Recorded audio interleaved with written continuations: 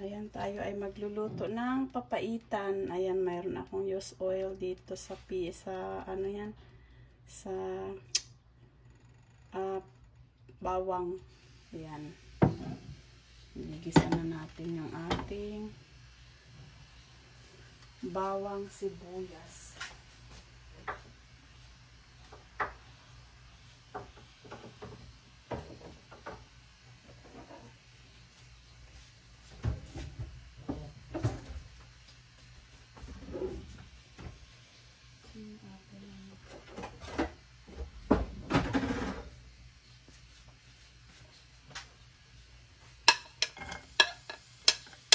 Hindi pa mainit yung mantika.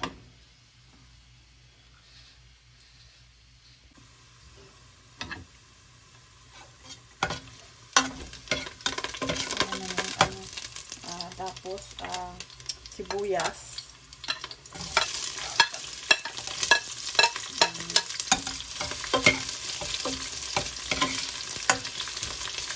Sabay na natin yung luya. Yung kailangan maraming luya, mas masarap ang maraming luya.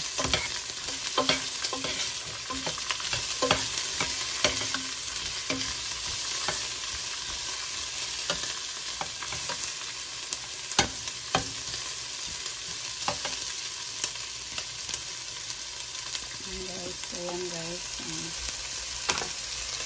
Ayan. Maraming bawang, maraming luya. Kaya masarap ang maraming luya.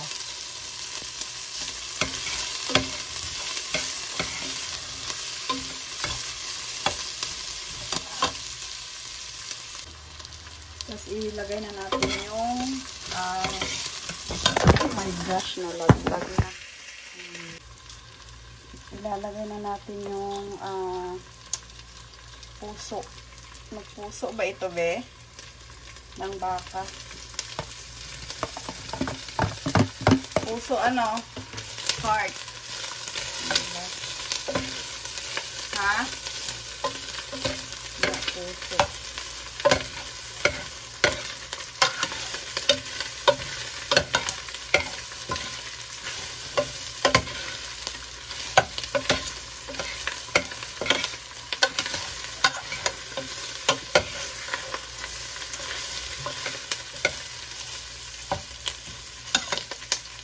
Puso ng baka. Yan. Tapos, may laman. Tapos, tripe. Yan, guys. Oh. Diba? Puso siya.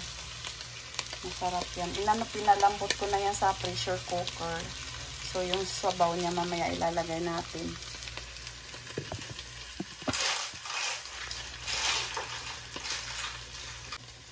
Tapos yung tripe, ilalagay na natin yung tripe. Ayan guys, pinakuluan ko na rin yan. Yung aking laman na durog. Kasi nasobrang kalambot yung laman. Pero okay lang din. Ayan, parang Ilocano style ko siya. Papaitan pero yung maasim siya. Maasim. Sinigang mix ang ilalagay natin.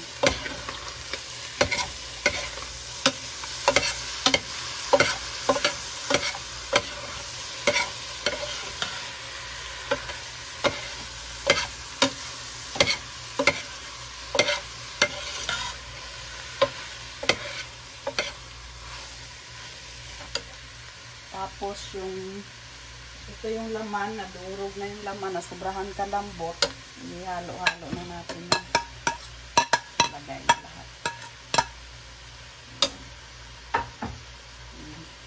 Healthy yung ating papaitan kasi may laman, maraming laman.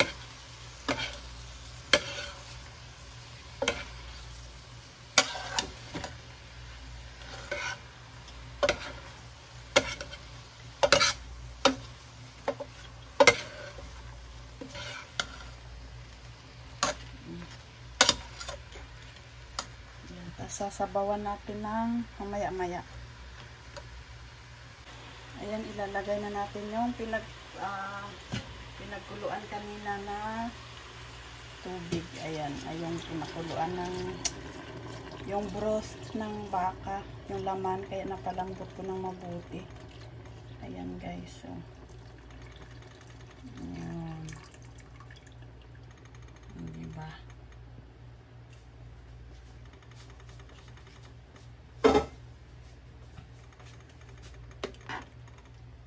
Ganyan lang kabilis.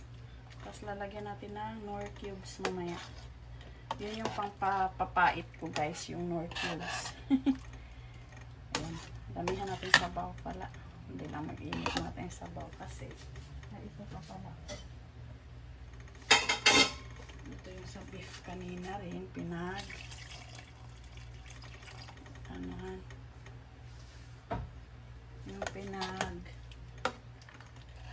laga, pinaglagaan kanina.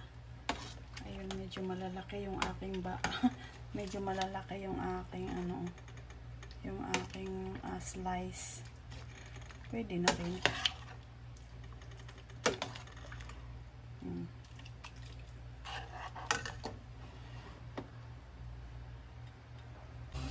Ha? Pasok na. Ano ngayon?